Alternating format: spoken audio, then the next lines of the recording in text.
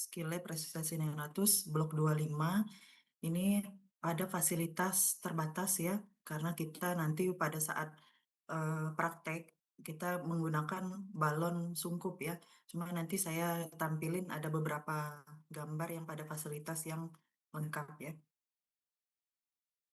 Nah, alur resusitasi neonatus ini kita berpedoman pada American Heart Association. Jadi dia ada Neonatal Resuscitation Program itu pada tahun 2020 sudah dibuat pada, kalau nggak salah itu edisi yang nomor 9 ya. Kemudian dari Ikatan Dokter Anak Indonesia sudah membuat pedoman tersendiri, dibuat buku itu pada tahun 2022. Nah, ini alur resusitasi neonatus ya, perbedaannya antara AHA dengan IDAI ya. Jadi yang IDAI ini sudah diterjemahkan ke dalam bahasa Indonesia ya. Pada prinsipnya mirip dia, sama ya. Nah, jadi alur resusitasi neonatus itu dimulai dari 3 persiapan terlebih dahulu sebelum bayinya lahir. Kita harus melakukan konseling antenatal ya. Konseling antenatal, kemudian pembagian tugas dan tim, dan persiapan alat ya. Nah, konseling antenatal ini kita harus mengetahui faktor risiko pada ibu ya. Jadi ditanyakan faktor risiko ibu, misalnya dia ada infeksi ya, ada infeksi, ada ketuban pecah dini, kemudian persalinan preterm ya, kurang dari 37 minggu, atau dia faktor risiko yang lain, misalnya ada gawat janin ya, atau dari pemeriksaan CTG, kardiotokografi janinnya itu di kategori 2 atau kategori 3 ya, di mana sudah ada eh, gawat janin di situ. Kemudian faktor risiko yang lain misalnya ibu dengan preeklamsi ya, ibu dengan diabetes mellitus ya. Nah, faktor risiko di sini penting untuk kita persiapan. Jadi misalnya dia faktor risikonya ibu dengan preeklamsi ya, berarti kemungkinan bayinya itu lahir akan mengalami hipoksia. Nah, begitu ada faktor risiko, maka penolongnya itu tidak boleh satu ya, minimal harus 2. Ya. Jadi kita harus panggil orang lain, nggak bisa sendiri ya. Nah, kemudian pembagian tugas dan persiapan alat. Nanti kita akan lihat di slide yang selanjutnya ya. Nah, ini ya konseling antenatal yang tadi. Jadi faktor risiko ada ibu, janin, intrapartum ya.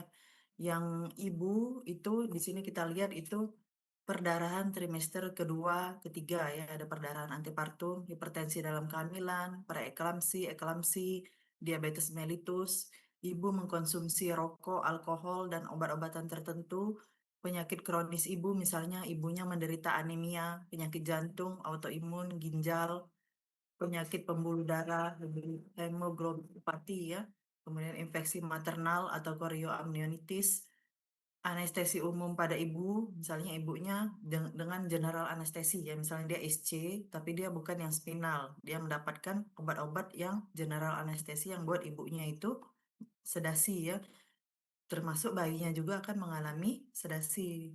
Jadi pernapasannya itu mungkin akan terganggu. Kemudian faktor risiko ibu dengan kematian bayi sebelumnya, pemantauan antenatal yang tidak diketahui dengan jelas ya, ibunya tidak rutin ANC ya.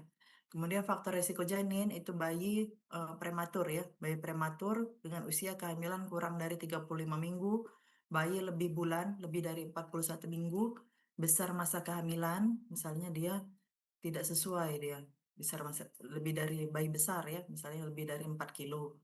Kemudian bayi dengan kecil masa kehamilan, kehamilan kembar, pertumbuhan janin terhambat, polihidramnion, oligohidramnion, gerakan janin berkurang, penurunan pergerakan, dan denyut jantung saat persalinan ya. Pola denyut jantung bayi meragukan pada pemeriksaan kardiotokografi. Yang saya bilang tadi dia masuk di kategori 2 atau kategori yang 3 ya. Kemudian kelainan bawaan mayor atau yang dapat mempengaruhi fungsi pernapasan kardiovaskular atau transisi perinatal. Misalnya contohnya bayi dengan hernia diafragmatika ya, kemungkinan dia akan mengalami hipoplasia paru, sehingga pada saat lahir nanti bayinya kemungkinan akan mengalami distres pernapasan. Nah, itu sudah kita siap-siap ya. Nanti settingnya itu berbeda pada kondisi khusus jadinya, kondisi bayi dengan hernia diafragmatika kongenital. Kemudian bayi dengan hidropetalis, bayi dengan anemia atau penyakit hemolisis, bayi dengan resus inkompatibilitas ya. Kemudian faktor resiko intrapartum ini maksudnya eh, di jalan lahirnya ya, jalan lahirnya pada saat dia persalinan apa yang terjadi, misalnya dia persentasenya abnormal, dia bukan presentasi belakang kepala, bukan presentasi vertex ya. Misalnya dia bokong ya atau perstensi muka, kaki, nah itu termasuk faktor risiko. Kemudian tali pusat prolaps, perdarahan antepartum, mekonium di cairan amnion, trauma lahir ya, persalinan bedah sesar terutama yang kalau dia yang elektif ya. Kemudian partus lama, kemudian partus precipitatus yang terlalu cepat, distosia bahu, kemudian ketuban pecah itu lebih dari 18 jam. Kemudian persalinan dengan menggunakan instrumen seperti forceps atau vakum ya. Nah, ini adalah masuk ke faktor risiko. Jadi tanyakan komponen tiga ini, faktor risiko ibu, janin, dan intrapartum ya. Nah, sebelum memulai resusitasi, kita harus diskusikan. Tanyakan empat hal ini ya, empat hal ini, usia kehamilan, usia gestasi yang berapa, kondisi ketubannya, apakah sudah pecah dini atau tidak ya, bila pecah itu bagaimana, apakah hijau, kental, dan bau ya, yang menunjukkan adanya infeksi. Berapa lama pecah ketubannya, berapa jam ya sebelum terjadinya persalinan. Kemudian faktor risiko yang tadi, faktor risiko ibu, janin, atau intrapartum, dan bagaimana manajemen tali pusat ya, apakah akan dilakukan delayed cord clamping ya.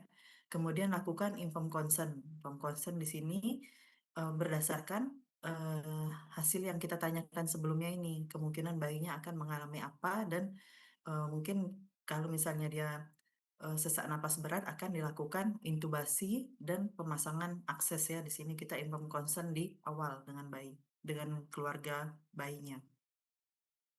Nah, ini sebelum bayinya lahir, komponen yang kedua itu adalah persiapan persiapan tim ya. Tim di sini ada tiga yang kita siapkan, tiga orang.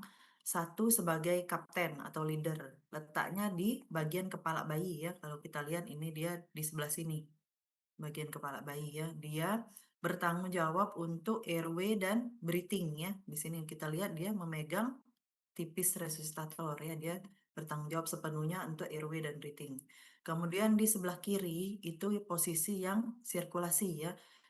Sirkulasi dia menyesuaikan, jantung kan ada di sebelah kiri ya. Jadi dia bertanggung jawab untuk sirkulasi. Apa saja mendengarkan laju denyut jantung ya dengan menggunakan stetoskop, kemudian melakukan kompresi dada, kemudian membantu mengeringkan ya, membantu mengeringkan yang termasuk di langkah resusitasi ya.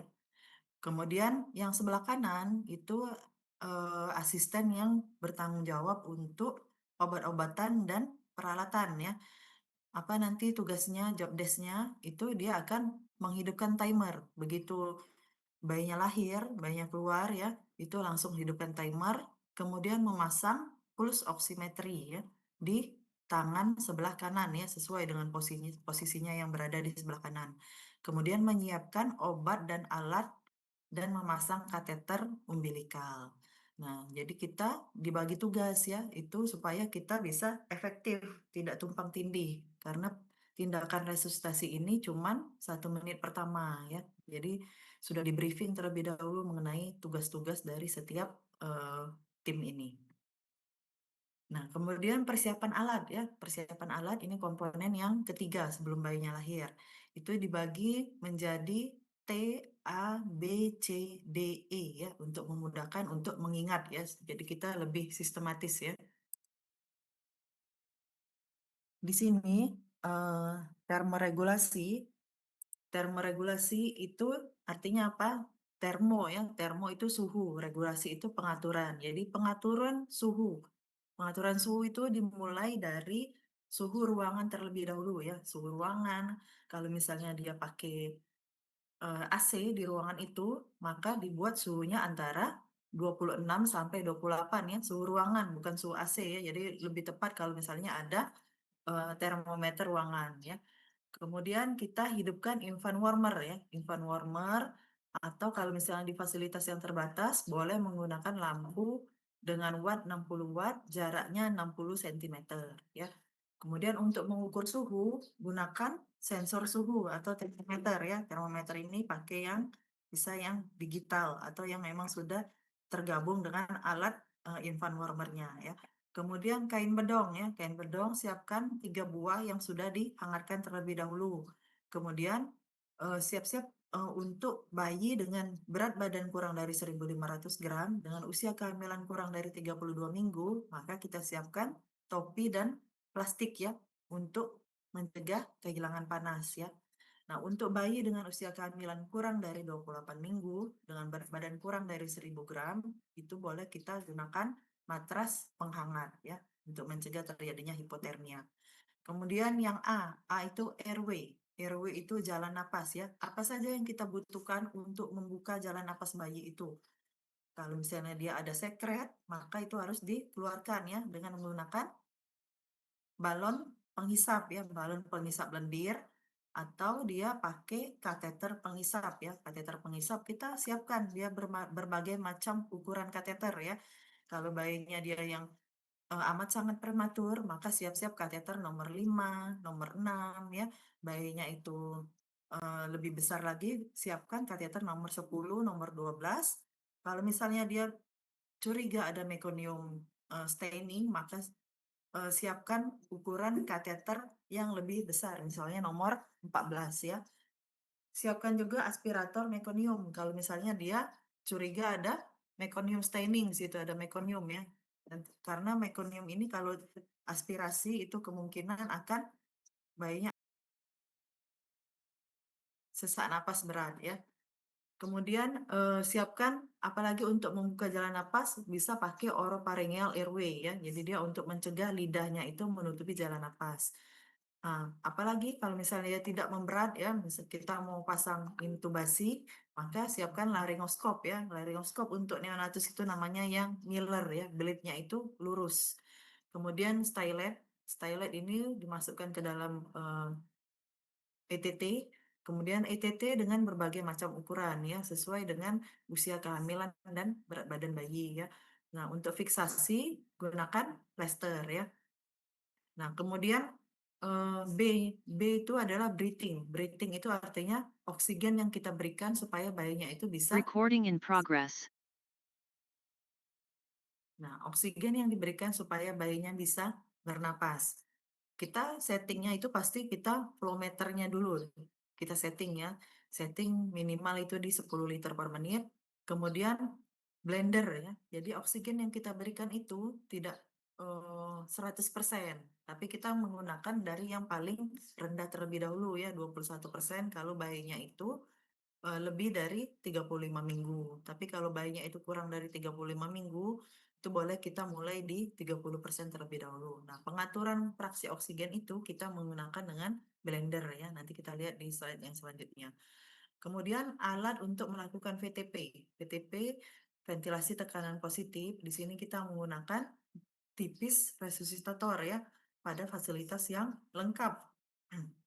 Sedangkan pada fasilitas yang terbatas, kita menggunakan balon mengembang sendiri ya. Nanti kita lihat di slide selanjutnya seperti apa bentuk yang tipis resusitator, seperti apa bentuk yang balon yang mengembang sendiri ya.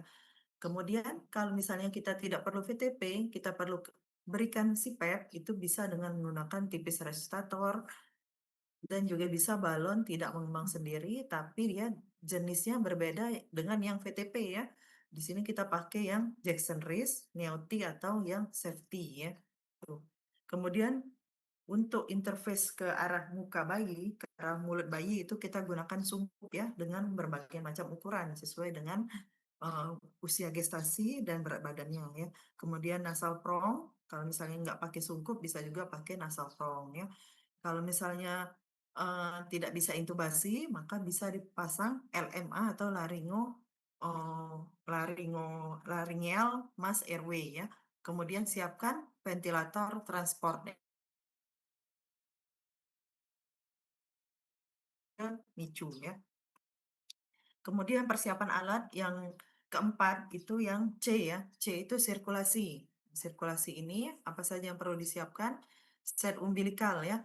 Kateter vena umbilikal itu nomor 5 ya. Kalau dia pakai yang kateter arteri itu nomor 3,5. Kemudian kateter amboket nomor 24. Nomor 24 bisa juga kita siapkan wing needle ya, ukuran 21. Kemudian three-way extension tube atau stopcock ya. Kemudian spet dengan berbagai macam ukuran untuk memasukkan cairan dan obat. Kapas alkohol, kemudian cawan bengkok, duk steril ya, kasa steril, kemudian klem tali pusat, benang kasur. Benang kasur ini digunakan untuk fiksasi nantinya. Kemudian peralatan antiseptik dan aseptik, kemudian hecting set untuk fiksasi ya. Kemudian obat-obatan yang harus disiapkan terkait dengan resusitasi ini yang kita siapkan itu adalah NaCl 0,9%, dextrose 10%, epineprin atau adrenalin 1:1000 yang diencerkan menjadi 1:10.000 ya. Pengencerannya di sini dia 1 cc epineprin itu ditambah dengan 9 cc NaCl atau water for injection ya. Jadi dia menjadi 10 cc. Nah, itu menjadi 1:10.000. Kalau dia murni cuma 1 cc tidak diencerkan itu 1:1000 ya. Kemudian premedikasi untuk intubasi bila diperlukan ya. Bisa menggunakan morfin, midazolam atau atrofin sulfat ya, sulfas atropin. Kemudian equipment yang diperlukan, peralatan lain yang diperlukan itu adalah stetoskop, pulse oximetry, dan EKG. Ya. Nah, sudah kita siapkan. Kemudian lanjut ke, nah ini cara oksigen blender ya. Oksigen blender di sini kita menggunakan 2 tabung ya, 2 tabung. Dia satu ini untuk oksigen, satunya ini untuk udara tekan ya atau medical air. Nah, pencampuran antara kedua ini baru akan menghasilkan fraksi yang kita harapkan ya. Misalnya kita menggunakan mixsafe ya. Mixsafe itu pakai rumus 8 ya. Misalnya kita mau fraksi oksigen 21% ya. 21%, maka flow yang di tabung yang oksigen ini kita berikan di 0 ya. Kemudian yang di udara tekannya itu di 8. Jadi naikkan sampai ke 8. Dengan rumus 0 tambah 8 sama dengan 8 ya. Fraksi yang diberikan 21%. Kalau misalnya mau naik menjadi 30%, maka naikkan yang di tabung oksigen menjadi 1. Kemudian yang yang ditabung udara tekan itu 8 kurangi 1. Jadi 7 ya. 7 di udara tekan. Nah, nanti semakin dia tinggi, yang oksigennya ini misalnya 8, yang ininya udara tekannya ini 0, maka fraksi oksigennya itu bisa di 100%.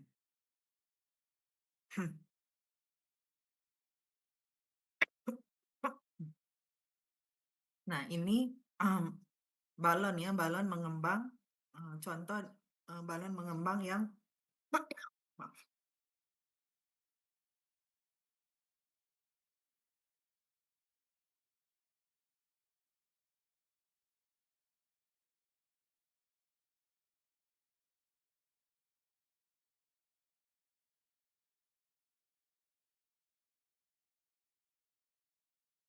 Nah, ini contoh yang balon mengembang sendiri ya. Contoh balon mengembang sendiri, ini balon tidak mengembang sendiri. Artinya kita perlu flow di sini, aliran udara baru dia bisa mengembang sendiri ya.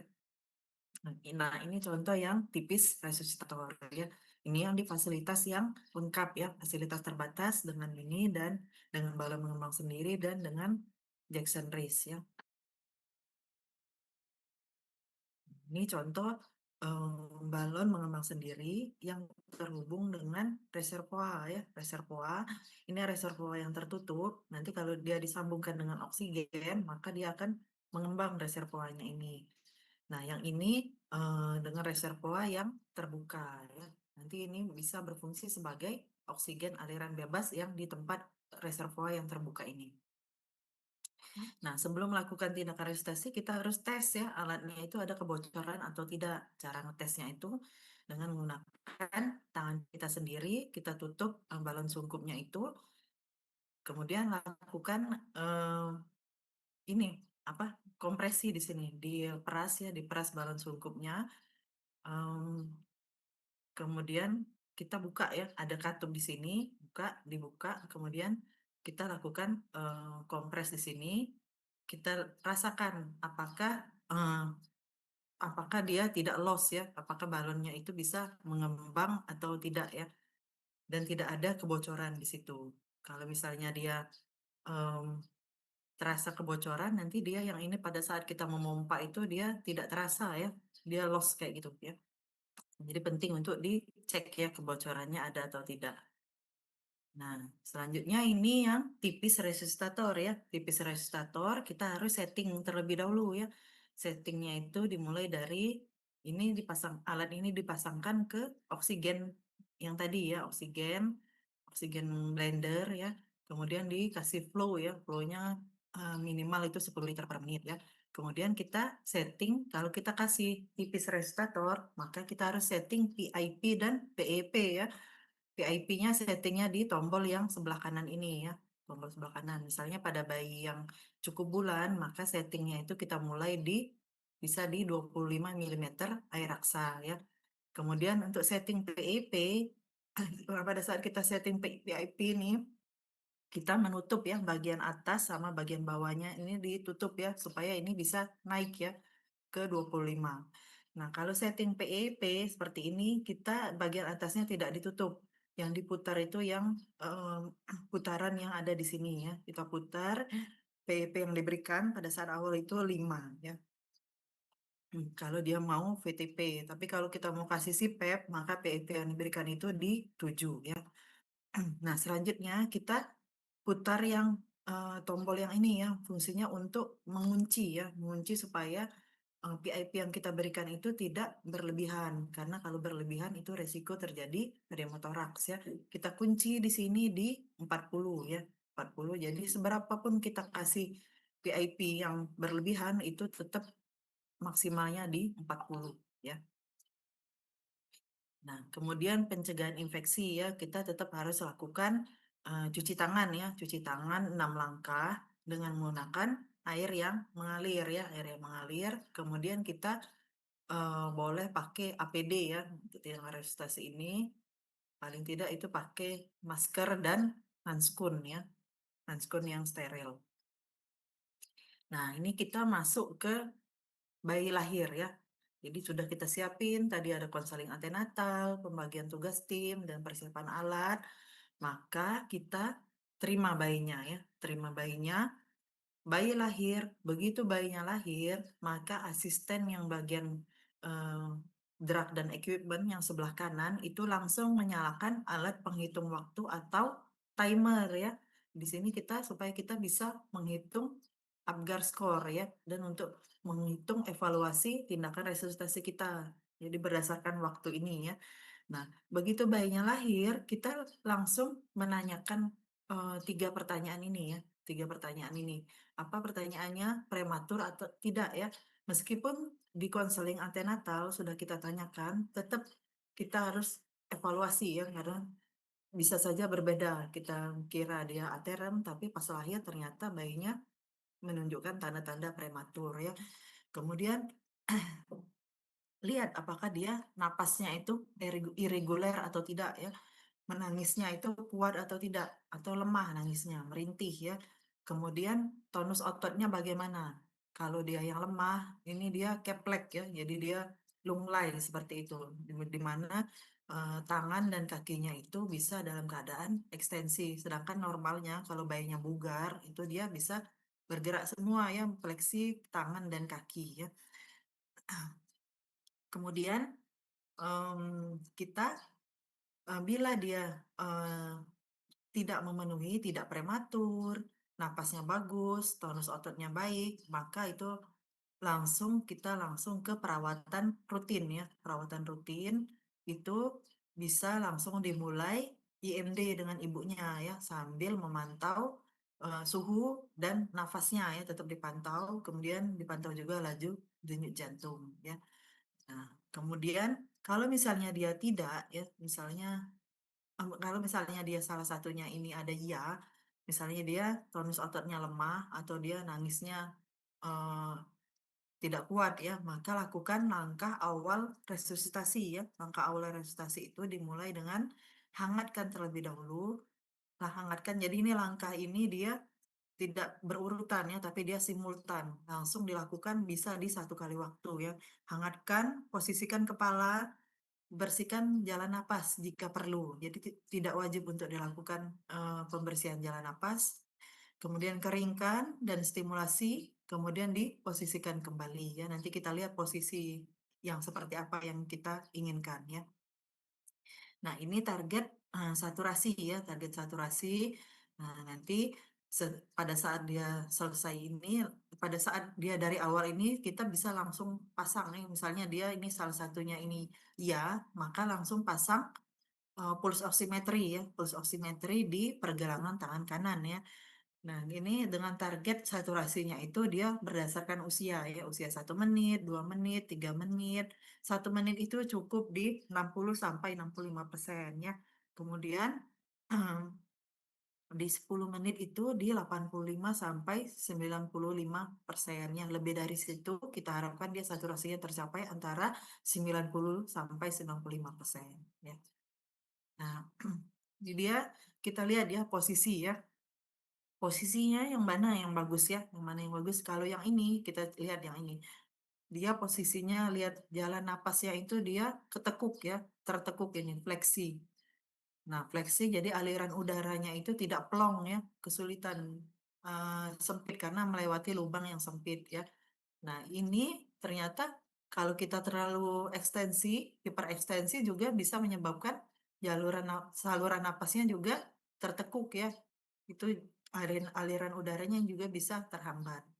Nah, yang bagus yang seperti ini. Jadi dia posisinya itu menghidu ya atau sniffing position. Menghidu, bagaimana cara membuat dia menghidu? Kita pakai bantal ya, pakai ganjal. Di sini dengan menggunakan kain bedong yang dilipat ya, dilipat. Kurang lebih ini tingginya sekitar 2 cm. Ditaruhnya bukan di kepala, tapi taruhnya itu di bawah bahu ya, di bawah bahu di sini. Nah, jadi dia lihat itu jalan napasnya itu lurus ya, tidak ada lekukan di situ. Nah, lurus. Saluran napas terbuka tanpa halangan pada aliran udara. Jadi dia posisi hidungnya ini di paling tinggi ya. Nah, ini cara membuat ya. Kita juga bisa bantu dengan mengangkat ya, mengangkat kepala bayi itu di supaya dia terbuka jalan napasnya ya. Nah, ini tadi pulse oximetry ya, pulse oximetry itu ditaruh di tangan sebelah kanan ya. Kalau bisa di eminence hipotenar ya di sini. Ini cara pemasangan pulse oximetry ya. Jadi dia harus di sebelah kanan, tidak boleh di tempat yang lain ya. Nah, setelah langkah awal ini kita nilai ya. Kita nilai apa yang dinilai itu adalah usaha napas ya.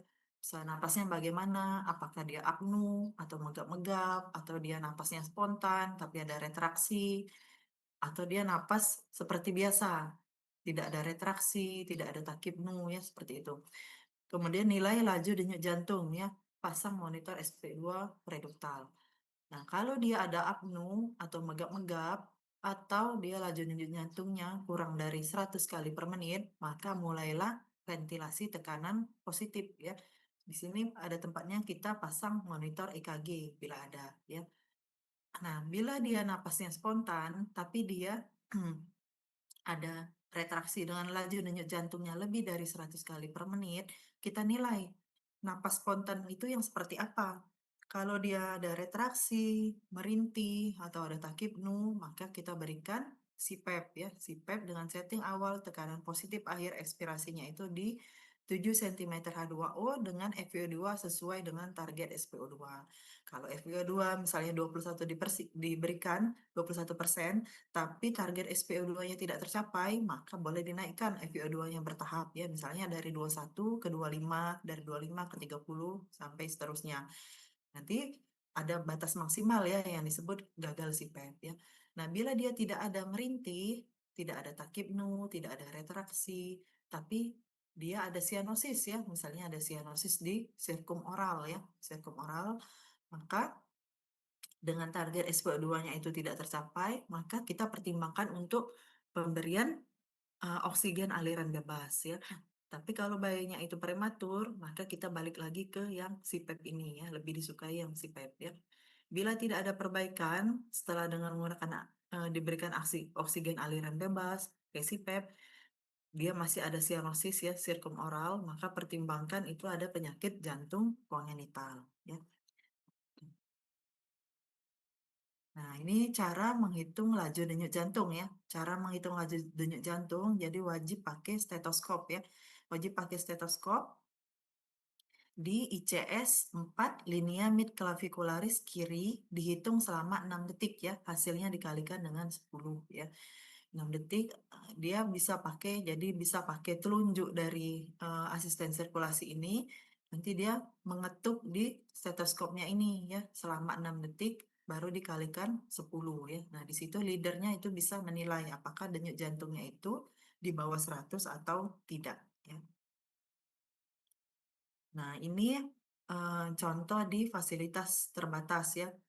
Tidak ada blender ya untuk yang mixing antara oksigen dan udara tekan ya. Kemudian leader bag tanpa PEP ya. Di sini dia cuma balon mengembang sendiri tapi tidak ada kartu PEP yang diberikan.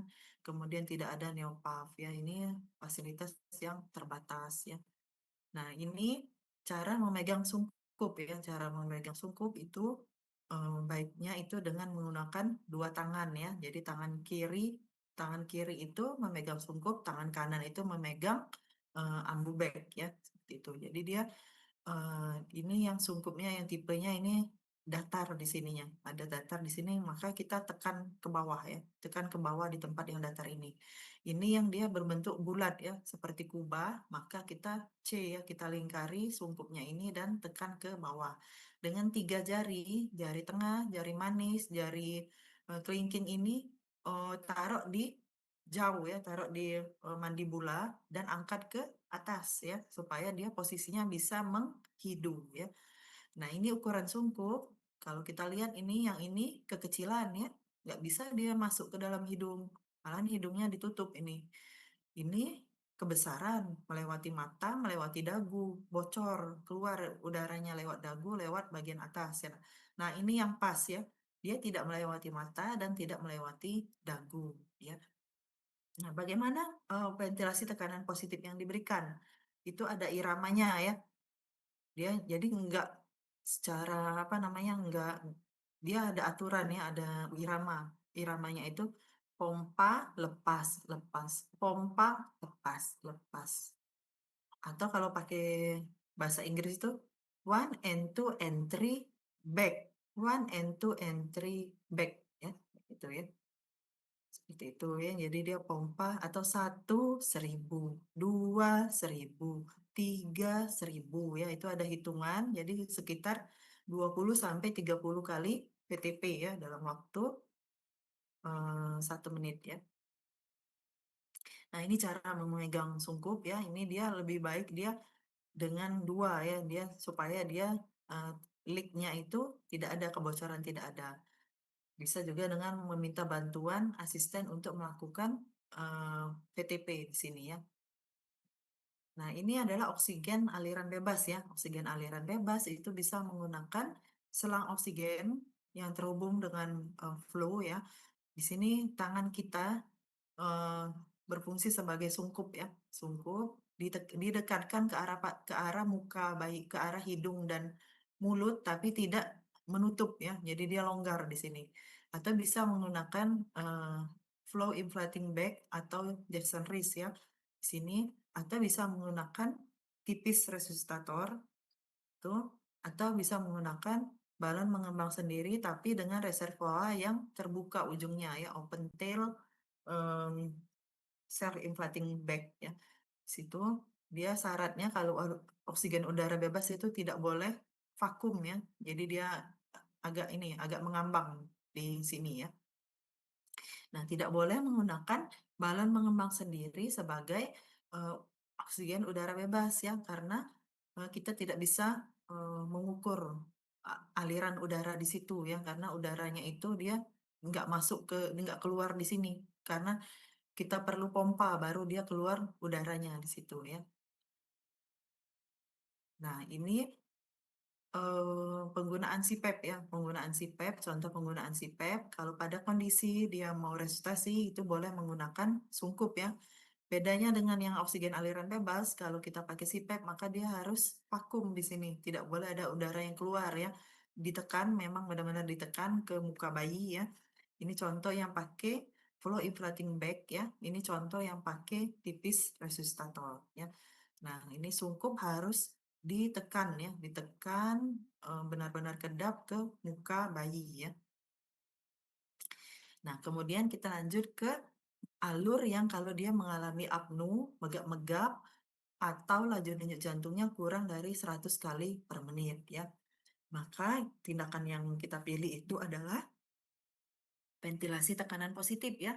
Ventilasi tekanan positif itu kita langsung lakukan ya, langsung lakukan. Kita langsung lakukan dulu misalnya eh, 5 kali ya, 5 kali VTP awal ya. Kita langsung evaluasi dulu apakah VTP kita itu efektif atau tidak ya. Jadi tidak menunggu 15 detik ya. 15 detik itu terlalu lama kalau kita mau melakukan evaluasi. Tapi 5 kali VTP awal itu kita langsung lakukan efektif atau tidak. Nah, efektif atau tidak ventilasi tekanan positif itu ditandai dengan dinding dadanya itu meningkat ya. Jadi naik, dinding dadanya mengembang, kemudian laju denyut jantungnya itu juga meningkat ya. Nah, bila tidak terjadi peningkatan pengembangan dinding dada, laju denyut jantung tidak meningkat, maka kita lakukan langkah koreksi ya. Langkah koreksi ini bertahap ya. Jadi untuk memudahkan ini disingkat dengan SRIPTA ya, Suster IPTA ya. Untuk lebih memudahkan SRIPTA. S-nya itu adalah perbaiki sungkup ya, perbaiki sungkup apakah memang benar-benar vakum atau tidak ya. Lihat ukurannya itu sudah sesuai atau tidak. Pertimbangkan teknik 2 tangan supaya tidak terjadi kebocoran ya. Kemudian lakukan reposisi. Letakkan kepala pada posisi menghidup atau semi ekstensi. Nah, setelah SR ini lakukan VTP lagi 5 kali VTP-nya. Nilai kembali pengembangan dadanya meningkat atau tidak. Bila tidak meningkat, kita lakukan koreksi yang selanjutnya dengan IB. I itu adalah isap mulut dan hidung ya. Gunakan balon penghisap atau kateter penghisap bila terdapat sumbatan sekret. Kemudian B-nya itu buka mulut ya, open mouth, buka mulut dan lakukan jaw thrust ya. Jadi sebelum kita pasang sungkup itu, mulut bayi itu memang kita buka ya, supaya udaranya itu masuk ya. Letakkan posisi jari di anulus mandibula tidak menekan leher bayi ya. Kalau dia menekan leher bayi, dia menyebabkan obstruksi ya. Nah, setelah IB ini, lakukan lagi VTP. VTP 5 kali lagi, nilai lagi pengembangan dadanya. Kalau tidak mengembang, maka kita harus T, naikkan tekanan ya, naikkan tekanan dengan kenaikannya itu 5 cm H2O sampai dengan PIP maksimal bila dada masih tidak mengembang.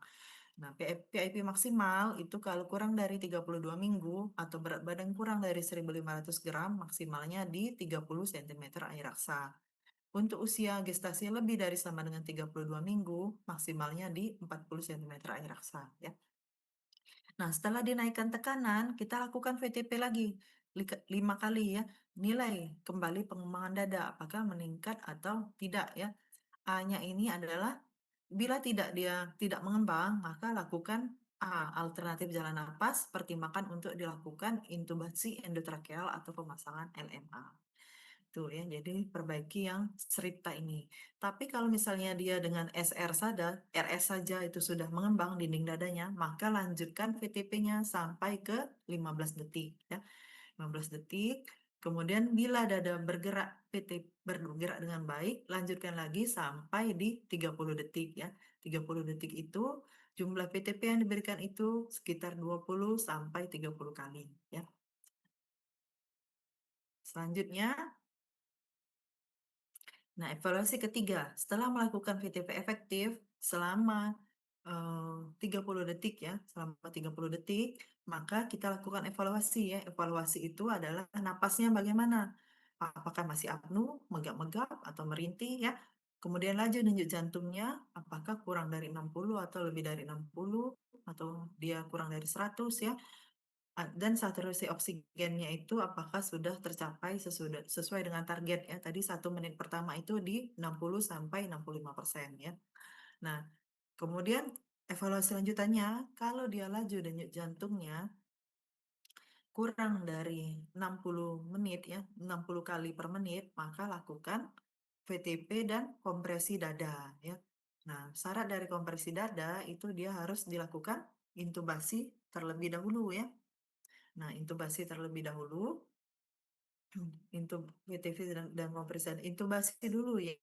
Jadi dia intubasi dengan menggunakan ETT, kemudian naikkan FiO2-nya 100%, kemudian lakukan tindakan kompresi dada dan VTP-nya ini minimal 60 detik ya, dia harus full 60 detik. Beda dengan kalau dia VTP saja tadi 30 detik ya. Kalau dia disertai dengan kompresi itu harus 60 detik ya. 60 detik. Nah, di sini lokasi pijat jantung ya, lokasi pijat jantung itu kita lakukan di sini, di bawah. Jadi dia sepertiga sternum bagian bawah ya. Lakukan kompresi di situ dengan teknik 2 ibu jari ya. 2 ibu jari. Tadi yang melakukan kompresi adalah asisten yang sirkulasi ya. Nah, kedalamannya berapa? Dia kedalaman kompresi itu sepertiga anterior posterior dada ya. Nanti pada saat skill lab nanti kita belajar ya kompresi yang benar pada saat prakteknya nanti ya. Nah, berapa banyak PTP, berapa banyak kompresi itu adalah 1:3 ya. 1:3 artinya 3 kali kompresi itu 1 kali VTP. Jadi 1 and 2 and 3 back ya. 1 and 2 and 3 back ya. 1, 2, 3 pompa. 1 and 2 and 3 itu yang kompresi, back-nya itu yang pompa ya. Jadi kalau dihitung-hitung dalam waktu 1 menit itu kita melakukan 30 kali VTP dengan 90 kali kompresi. Jadi ada total 120 kali kita melakukan tindakan ya. Nah, setelah kompresi dada, kita nilai lagi. Sama yang dinilai itu adalah napasnya bagaimana, kemudian denyut jantungnya bagaimana, saturasi oksigennya bagaimana ya. Kalau dia masih di bawah 60 kali per menit, setelah kompresi dan VTP selama 1 menit, maka kita harus pemberian obat ya. Obatnya itu adalah epinefrin ya atau adrenalin. Epinefrin tadi yang sudah diencerkan ya, 1 cc, 1 ampul epinefrin diencerkan dengan 9 cc NaCl 0,9% ya. Pemberiannya itu rutenya itu bisa intravena, yang paling bagus itu adalah intravena ya. Bisa juga intraoseus, bisa juga dia endotrakeal ya, sambil menunggu dipasang kateter intravenanya ya. Dosisnya berapa? Dosisnya itu adalah 0,2 cc per kilogram berat badan untuk yang intravena. Kalau dia endotrakeal dosisnya lebih tinggi di 1 cc per kilo ya. Cara pemberiannya kalau sudah dimasukkan yang intravena maka dia harus di flush ya dengan NaCl 0,9% sebanyak 3 mili ya. Bisa diulang lagi pemberian epinefrin setiap 3-5 menit bila laju denyut jantungnya kurang dari 60 kali per menit ya. Kalau dia masuk epinefrin lewat endotrakeal, maka setelah dimasukkan epinefrinnya itu dilanjutkan dengan VTP dan tidak dianjurkan untuk diulang ya. Kalau mau diulang, ulangnya itu ke intravena ya. Nah, ini terus ya. Terus setelah kompresi dada dan pemberian epinefrin ya kita nilai lagi laju denyut jantungnya. Kalau misalnya masih kurang dari 60 kali per menit, maka teruskan ya, kompresi diteruskan, kemudian pemberian adrenalin itu diberikan setiap 3-5 menit ya. Jadi pemberian adrenalin ini bisa sampai 3 kali ya. Dan tindakan kompresi dadanya ini masih bisa dilanjutkan sampai 20 menit ya atau atas permintaan keluarga ya. Nah, bila eh, laju denyut jantungnya lebih dari 60 kali per menit, maka kompresi dadanya ini di stop ya. Jadi kita kalau lihat di alur yang ini, nah yang ini dia laju denyut jantungnya itu ini balik lagi ke yang lebih dari 60 ya, lebih dari 60 maka kita lanjutkan PTP ya, lanjutkan PTP dan stop kompresi dada. PTP ini dilanjutkan sampai laju denyut jantungnya itu lebih dari sama dengan yang 100 kali per menit ya. Mungkin kita lihat yang awal. Ini alur yang awal ya. Nah, yang ini. Nah, dia ini ya. PTP ini dilanjutkan sampai laju denyut jantungnya itu lebih dari sama dengan 100 kali per menit ya. Nah, kalau sudah lebih dari 100 kali per menit, kita nilai usaha napas ya. Kalau dia usaha napasnya merintih, laju denyut jantung di atas 100 menit, maka kita balik ke CPAP ya. Tapi kalau dia masih di bawah, laju denyut jantungnya masih di bawah 100 kali per menit, maka lanjutkan PTP-nya itu ya. Nah, selanjutnya setelah pasca resusitasi itu ada yang namanya debriefing ya. Debriefing itu adalah evaluasi apakah langkah-langkah yang kita lakukan tadi selama proses resusitasi itu sudah berjalan dengan benar atau tidak ya. Bila ada kekurangan nanti dievaluasi di antara tim itu supaya next ke depannya kalau melakukan tindakan resusitasi itu tidak mengalami tidak ini lebih optimal lagi ya seperti itu. Jadi penting untuk dilakukan debriefing. Selanjutnya lanjut ke stabilisasi ya. Stabilisasi di sini kita supaya lebih mudah ingat kita pakai jembatan keledai ya stable. Stable S-nya itu adalah sugar eh, and safe care ya. Sugar and safe care. Kemudian di sini kita cek ya gula darahnya berapa. Kemudian T-nya itu temperatur, suhu tubuh ya. Suhu tubuh kita ukur bahwa suhu yang kita harapkan itu di antara 36,5 sampai 37,5. Kemudian A-nya itu RW ya. RW kita pastikan itu jalan napasnya itu paten ya. Dia bisa bernapas ya, bisa bernapas dengan adekuat ya. Sampai dia saturasinya tercapai sampai dengan retraksinya itu tidak memberat ya. Kemudian B-nya ini blood pressure ya, blood pressure tekanan darah itu pastikan laju denyut jantungnya dalam rentang normal 120 sampai 160 kali per menit. Kemudian pastikan waktu pengisian kapiler CRT-nya itu kurang dari 3 detik dan pastikan isi nadi radialisnya itu teraba dengan kuat ya. Kemudian L-nya itu laboratorium works ya, pemeriksaan laboratorium. Bila memungkinkan, pemeriksaan laboratorium pada bayi adalah darah lengkap ya. Kemudian yang E itu adalah emotional support ya, berikan dukungan emosional, sampaikan informasi mengenai bayi dan rencana tata laksana terhadap bayi kepada keluarga dengan adekuat ya. Nah, sampai di sini ada pertanyaan?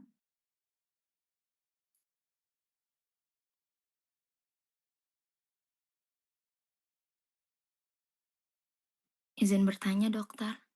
Ya.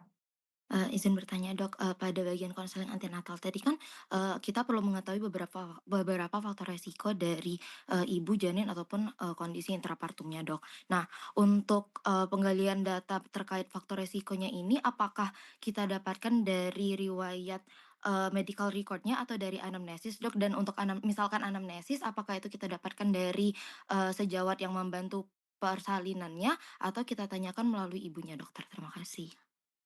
Nah, jadi ada komponen konseling antenatal ya. Konseling antenatal ini didapatkan dari anamnesis ya. Anamnesis itu yang paling bagus ya dengan ibunya itu sendiri. Dengan ibunya sendiri ya, ditanyakan faktor resiko yang tadi faktor resiko ibu ya, faktor resiko ibu, faktor resiko janin ya. Tanyakan tadi yang paling mudah kan tanyakan apakah usia kehamilannya berapa ya. Kemudian tanyakan ibu misalnya ya, ibu ada keputihan atau tidak ya. Keputihan kan dia faktor risiko terjadinya infeksi ya. Keputihannya itu apakah berbau, warnanya seperti apa ya. Kemudian ibu ada demam atau tidak mendekati persalinan ya.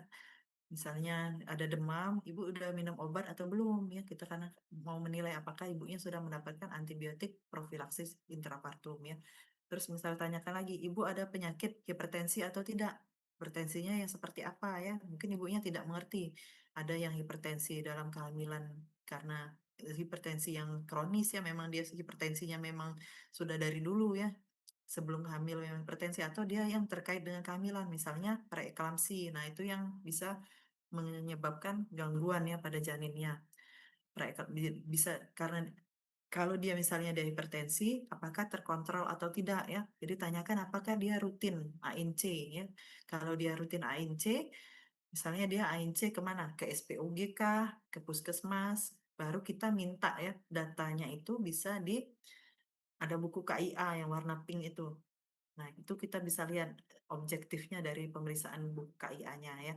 Atau kalau misalnya dia kontrolnya ke swasta, itu kita bisa minta datanya di tempat kliniknya itu atau kita hubungin itunya SPOG-nya. Jadi kolaborasi. Misalnya dia mau lahir di rumah sakit ya, dia lah kontrolnya di rumah sakit itu. Nah, itu kita bisa lihat data rekam medisnya itu ya di rumah sakit tersebut.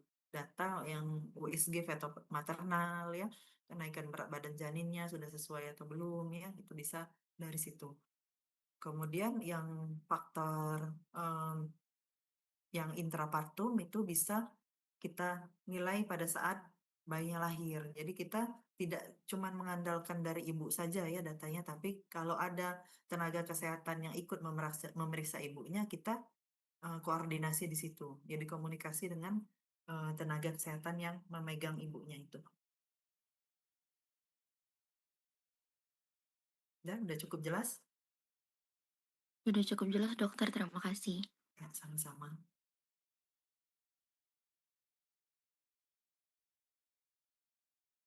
Masih ada lagi? Permisi dokter, izin bertanya dok. Ya, Baik dokter, saya izin bertanya dok. Jadi dalam alur resusitasi neonatus ini kan terdapat penilaian skor Apgar di awal gitu dok ya, setelah bayinya lahir. Apakah kita perlu dokter memeriksa skor Apgar itu setiap 5 menit gitu dokter? ya. Misalkan bayinya setelah 5 menit di bawah 7, apakah perlu dievaluasi setiap 5 menit ketika sembari kita resusitasi dokter? Kemudian dok, Mmm, apakah ada batas atau dosis maksimal di mana resusitasi itu harus dihentikan, dokter? Misalkan setelah pemberian epinefrin sekian dosis atau pemberian VTP dan kompresi sekian menit gitu, Dok. Terima kasih, dokter. Apa pertanyaan yang kedua ini? Apakah ada, batas maksimal kita kapan harus berhenti resusitasi? Apakah ada batas seperti dosis epinefrinnya sekian atau setelah melewati sekian menit, seperti itu, Dok? Ya. Jadi pertanyaan yang kedua ini ya, kapan sampai kapan ya? Tadi sudah sempat saya sebutkan ya. Eee, jadi dia tindakan pemasuk obat epinefrin itu bisa sampai 3 kali ya, 3 kali kita ulang epinefrin yang intravena tadi, atau tindakan PTP dan kompresinya itu sudah 20 menit ya, 20 menit, atau yang penolongnya itu mengalami kelelahan. Jadi, misalnya kan tindakan kompresi itu perlu tenaga ya, perlu tenaga. Bisa jadi dia kelelahan, sudah diganti, kelelahan dia harus minta ganti dengan yang lain, yang kompeten lain untuk melakukan kompresi ya, atau dia permintaan dari keluarga ya, untuk diteruskan tindakan itu ya. Tapi biasanya maksimalnya itu di 20 menit itu ya. Nah, terus menilai ABGAR ya, menilai ABGAR itu pada saat kita melakukan tindakan resusitasi, kita tidak menilai, tidak melakukan hitungan ABGAR itu ya. Tapi setelah tindakannya 1 menit ya, ABGAR itu dinilai di menit pertama, menit kelima, menit ke-10 ya, setiap 5 menit kita nilai. Itu eh, nanti itu untuk prognosis ya, untuk menentukan diagnosis dan prognosisnya ya. Nah, ABGAR itu kita kalau misalnya ABGAR-nya itu masih di bawah 7, maka kita tetap lakukan tindakan resusitasi itu. Tindakan apa? Tindakan resusitasi sampai ABGAR-nya di atas 7. Nah, yang ABGAR di atas 7 baru kita stop lakukan penilaian ABGAR. 7 yang kita harapkan ya. Nah, jadi dia keberhasilan awal itu sangat penting ya. Sini saya kasih pengantar lagi ya. keberhasilan awal tindakan resusitasi itu sangat penting. 1 menit pertama itu ya, 1 menit pertama itu, kalau kita berhasil di 1 menit pertama itu, maka yang perlu tindakan VTP-nya itu cuma 10% ya dari semua tindakan resusitasi. Dari 10% itu yang sampai diintubasi itu cuma 1%, ya. Itulah jadi tindakan resusitasi awal itu sangat berarti. Kalau dia gagal di 1 menit pertama, kalau bayinya sampai VTP, sampai intubasi, maka dia kemungkinan ya lebih jelek kan prognosisnya. Jadi keputusan untuk intubasi itu di 1 menit pertama, ya. Baik dokter, terima kasih dokter. Ya.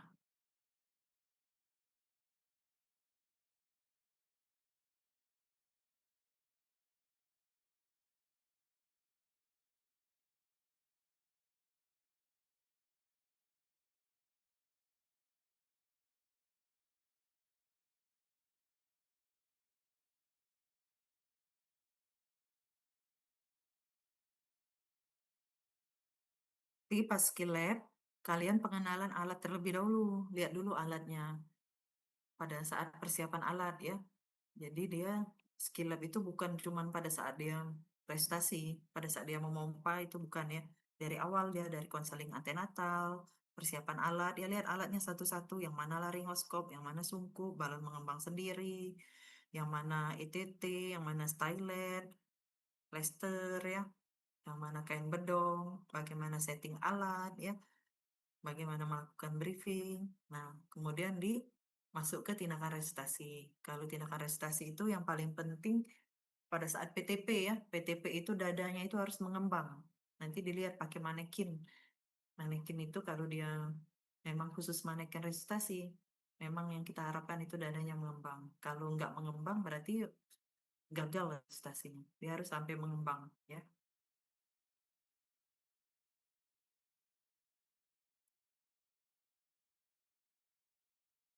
Baiklah, kalau misalnya nggak ada lagi, nanti boleh dibaca-baca lagi ya. Dibaca-baca lagi yang modul tadi ya, modul skilletnya. Kalau mau baca yang sumbernya itu di NRP, NRP edisi 9 ya. Sini saya bisa share nggak di sini? Share file, bisa ya? Bentar ya. Hmm. Share file kayak gimana ya? Lewat kolom chat bisa dokter. Udah chat, terus dokumen, file ya?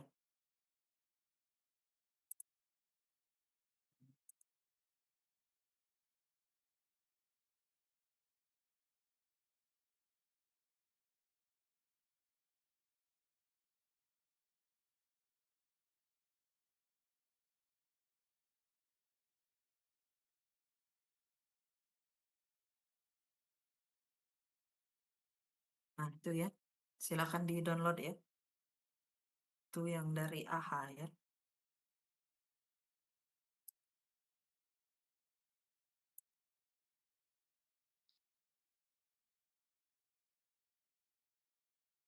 Kalau sudah tidak ada lagi, baiklah, pengantar skill lab hari ini udah selesai. Nanti kalau mau ada ditanya lagi boleh chat langsung atau nanti pada saat praktek ya.